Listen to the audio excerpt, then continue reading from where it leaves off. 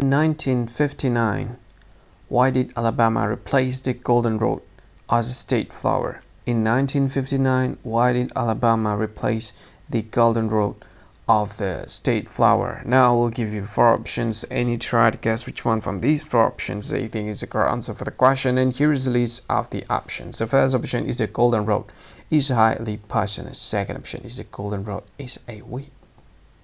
My God. The third option is too similar to a football rifle. And the last option is Alabama's governor grew camellias. So from these four options, what do you think? Which one is the correct answer for the question?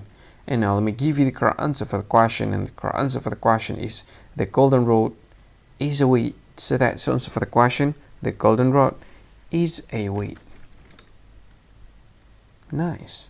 Thank you so much for watching this video. If you find this video very useful, you can help this channel to grow by subscribing to the channel. Click the subscribe button and like this video. And if you want to share it with your friend, just go ahead, click the share button and you can share it to any social media that you wish. And if you want to comment in this video, just go ahead, find comment section and comment. Say whatever you want in it. I think that's all of it. Thank you so much for watching this video and see you again in another video. Bye bye.